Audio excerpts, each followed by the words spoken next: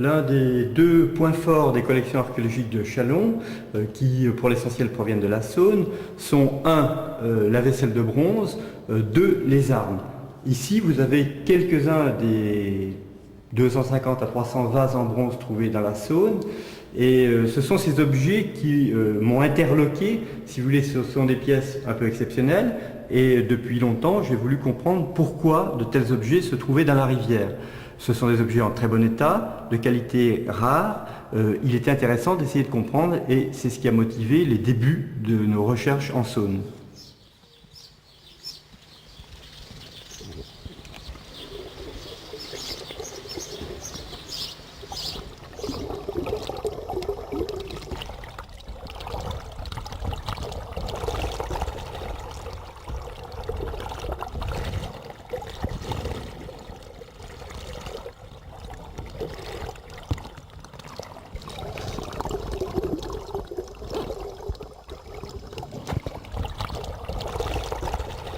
La Saône, par son cours lent et régulier, s'est imposée dès l'Antiquité comme axe de communication privilégié du nord au sud pour les échanges économiques et humains en Europe.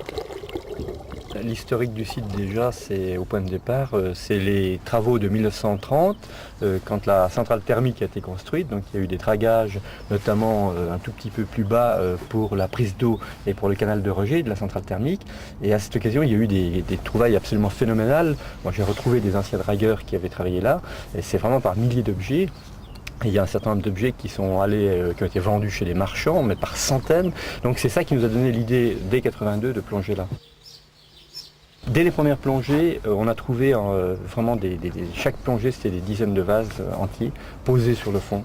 Le problème, à partir de là, c'était d'essayer de comprendre ce que faisaient ces vases ici, parce que on s'était interrogé, on s'est dit, est-ce que c'est des rejets de dragage? Est-ce que ça paraissait invraisemblable, des trucs qui sont là depuis 2000 ans, au fond, comme ça. Oui, parce que depuis 2000 ans, posé au fond, il n'aurait pas pu résister. Oui, ça paraissait plus qu'invraisemblable, mais on ne voyait pas d'autres explications, en dehors du rejet de dragage. Et en fait, l'explication, on l'a trouvée longtemps après, c'est la construction du pont sud, du pont de Bresse, dont les piles sont implantées dans l'île de la Rivière. Donc ces piles ont créé une érosion à l'amont et ont dégagé des vestiges qui étaient recouverts à l'origine. Ça s'échelonne sur plusieurs milliers d'années. On a du néolithique un petit peu, néolithique calcolithique, et puis surtout avec l'âge du bronze, on a ce qui reste d'un habitat avec une pirogue qui est assez bien conservée, qui fait 7 mètres et quelques de long, et des armes gauloises, et surtout à partir de l'époque romaine. Alors là, c'est vraiment par milliers d'objets. En vaisselle de bronze, en céramique, en amphore, c'est absolument fou.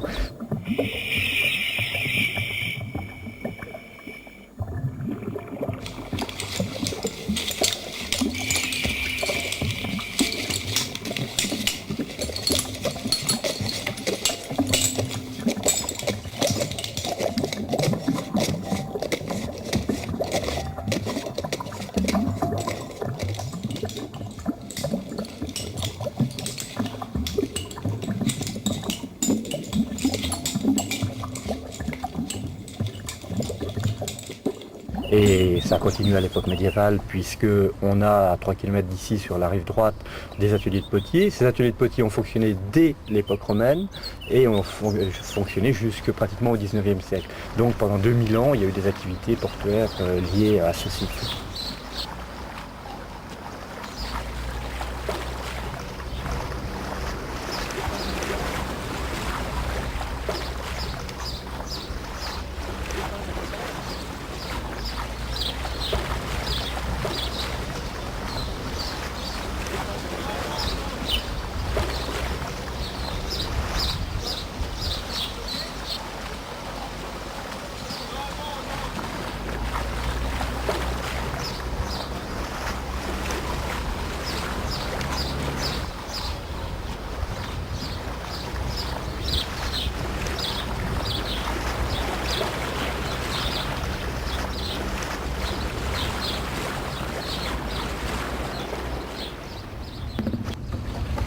La péniche elle sert depuis 1978 à Ourou, et nous l'avons prise à partir de 83, donc à la fin de la fouille d'Ourou.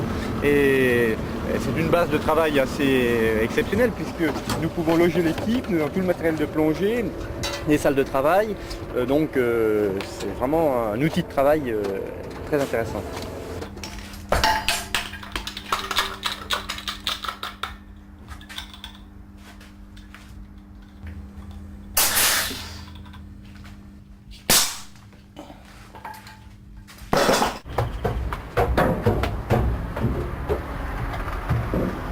Chaque jour durant la campagne de fouilles, l'équipe décide d'un plan d'action en tenant compte des conditions météorologiques. Les plongeurs, archéologues professionnels ou amateurs confirmés, respectent scrupuleusement les directives établies.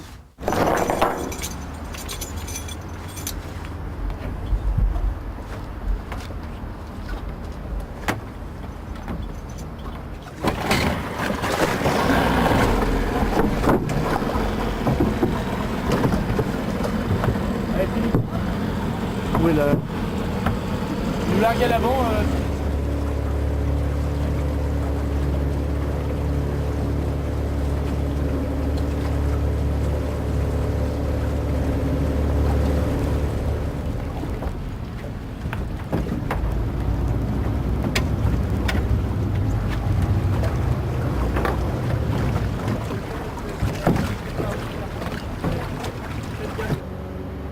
Avant même qu'un plongeur ait rejoint le fond pour travailler, la sécurité en surface et le balisage du chantier signalent sa présence au trafic fluvial.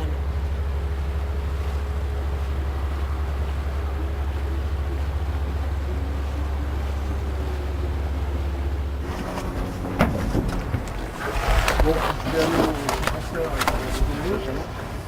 ça marre au Conneron.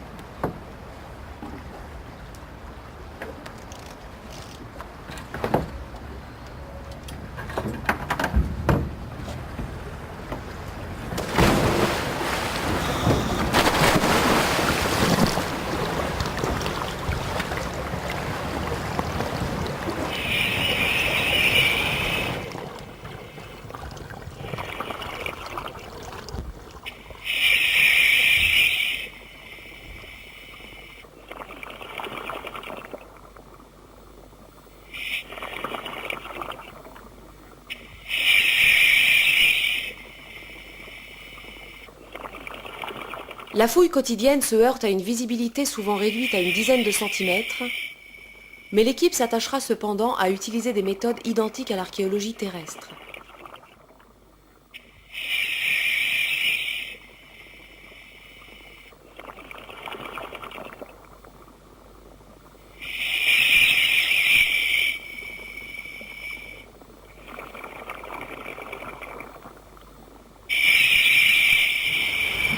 On va le voir là, tiens.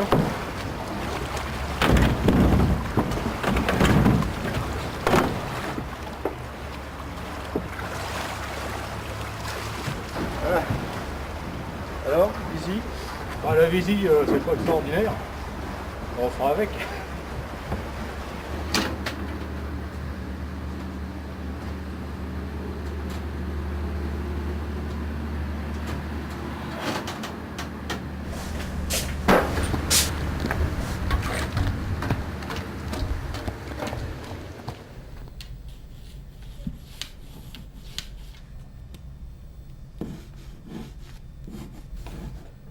Je suis en train de mettre au net les relevés que j'ai effectués sous l'eau.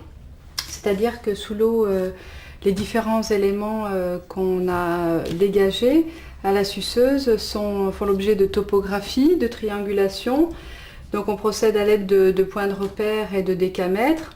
Et on se sert de plaquettes de ce style. Et au retour, il faut mettre au net les différents relevés. Donc je reprends les mesures à l'échelle de mon plan et je repositionne les différentes distances que j'ai prises au fond pour localiser l'objet que j'ai topographié.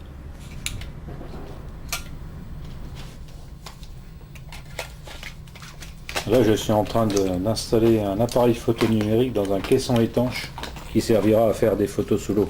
C'est un plus d'être bricoleur en archéo, notamment en recherche subaquatique. Le matériel qu'on doit utiliser n'existe pas dans le commerce.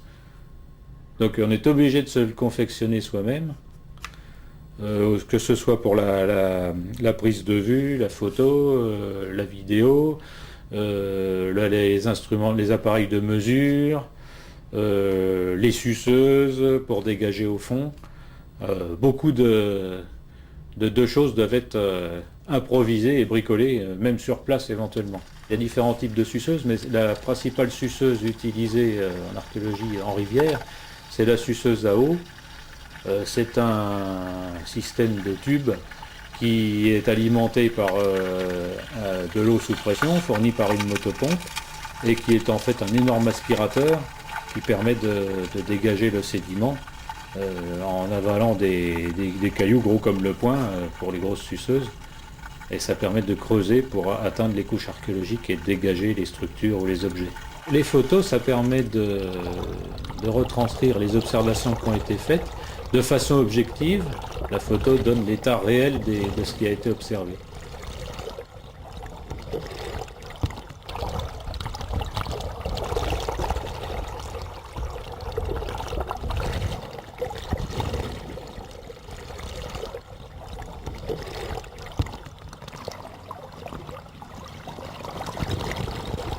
Sur le chantier de Châlons, le boulot du plongeur est très divers.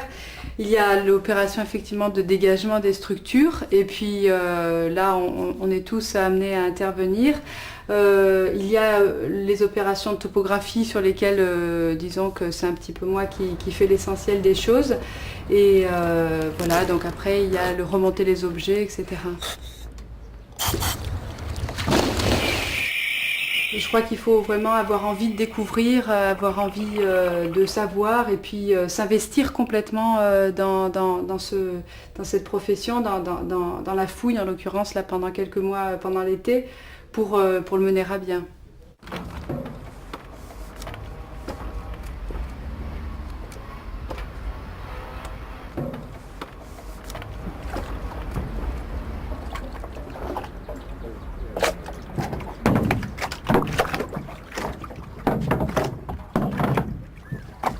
Avant toute action de fouille, on établit une carte du fond du fleuve par bathymétrie, en effectuant des sondages réguliers et parallèles par ultrasons.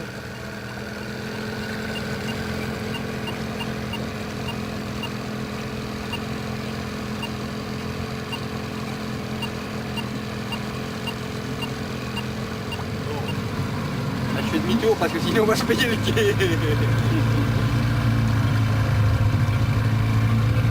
Là, il ne doit pas y avoir 8 mètres, là, ici. Non, là, t'as... 3 mètres, 2 mètres 5. 2 mètres. Les données recalculées dans l'ordinateur établiront des courbes de niveau entre les deux rives. 6 mètres. Ah bon. Les accidents de terrain tels que des anciennes berges ou des trous de drague, ou encore les restes d'un ancien gué, apparaîtront lors d'un examen minutieux. Tous les 10 mètres. Ouais. Pour pouvoir après refaire une représentation en courbe de niveau du relief du fond. Ah oui, c'est bien ça. Et tu penses qu'on va voir, tu vas passer aussi sur la pile, on va voir les reliefs de la pile là, On ou pas devrait pouvoir, bon Ouais. ça va être, c'est quand même une petite cible hein, la pile, mais Ouais. on devrait pouvoir voir Parce qu'il y a par exemple une le trou de sacrée fouille. dénivellation, oui, oui, ouais, oui. Est-ce que les deux bateaux seraient de la même époque ou... Bon, écoute, ils sont parallèles, ils sont couchés du même côté. Ça serait étonnant qu'ils n'aient pas la même Ils histoire. ont été enfouis en même temps quoi. S'ils n'ont pas coulé en même temps, ils n'ont pas coulé à une grande différence d'époque. Et en plus de ça, je te dis, ils sont quand même trop parallèles dans leur positionnement et versés du même côté. Ça serait étonnant qu'il y ait... Bon, les bateaux sont renversés côté rive droite, côté Châlons. Ah, les deux sont comme ça. Bon, peu importe. Et à l'extérieur, à l'amont, on a pratiquement uniquement, à de très rares exceptions près, des tessons, de la tessonnaille et des ossements, des déchets de boucherie notamment. Et à l'intérieur, c'est là où on trouve tous les vases entiers et les amphores cassés sur place. Ah oui. Donc c'est quand même un indice qui, moi, me semble intéressant.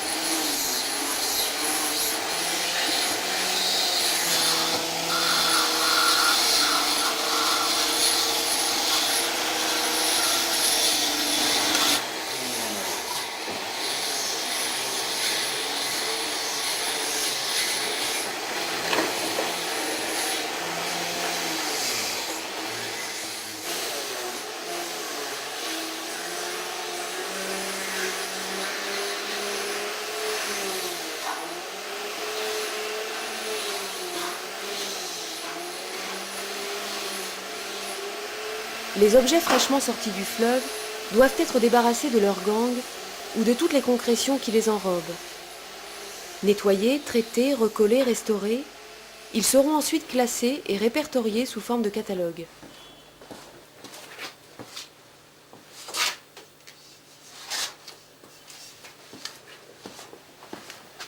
Les plus belles pièces ou les plus significatives seront exposées au regard de tous et contribueront à compléter l'histoire de l'humanité.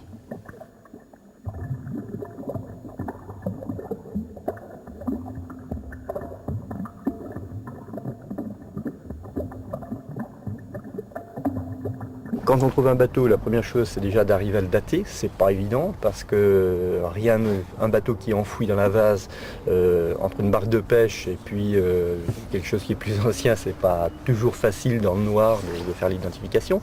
Bon, ça prend du temps aussi.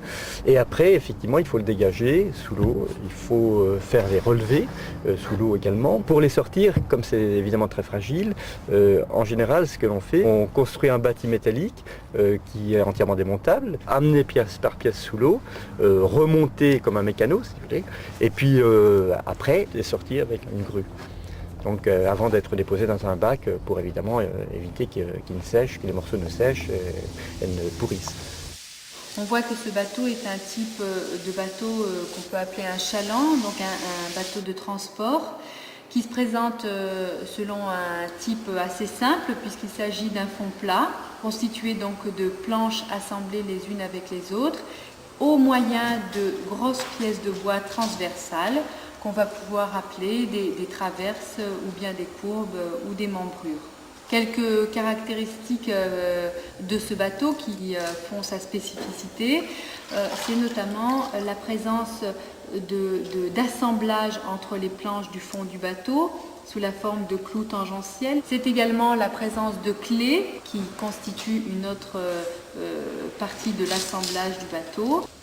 On a ici deux planches du fond du bateau que l'on voit assemblées entre elles par un biais et on voit ici un clou tangentiel qui fait la jonction entre ces deux planches. En outre, on voit ici une pièce courbe qui fait la jonction entre le fond du bateau et le flanc. Cette pièce est d'un seul tenant, elle correspond en quelque sorte à un demi-tronc taillé dans la masse. Pour le moment, nous avons 8,70 m de conservé. Il faut penser que ce bateau pouvait mesurer jusqu'à 15 mètres de long pour à peu près 2,30 m de large.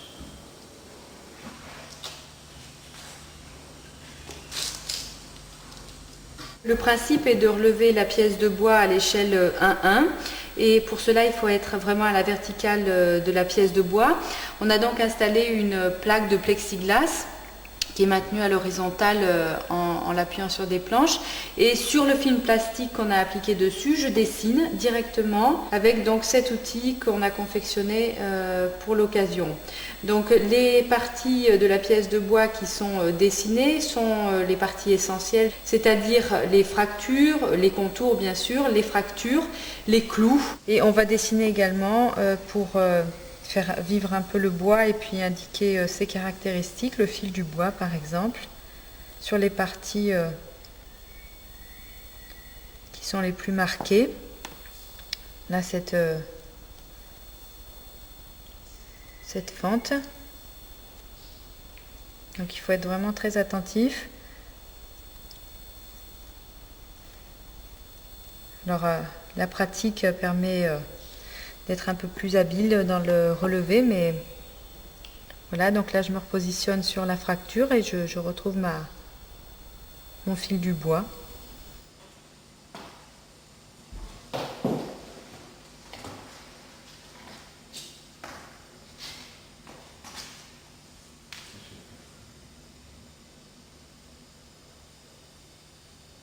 On constate que sur ce fragment, il y a un bourrelet d'étanchéité.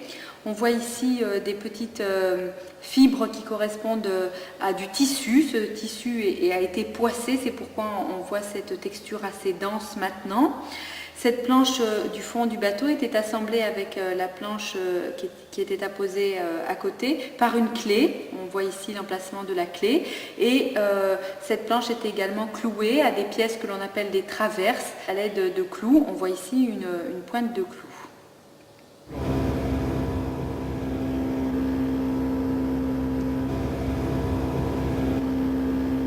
Ici, on a fouillé le pavage du gué qui était en place, gué du IIIe siècle, avec dans le tombant, derrière le gué, au fond du gué, on a une fosse qui va jusqu'au pont et là-dedans c'est bourré de matériel archéologique, il y a des milliers et des milliers de vases entiers, d'amphores et tout ce qu'on veut.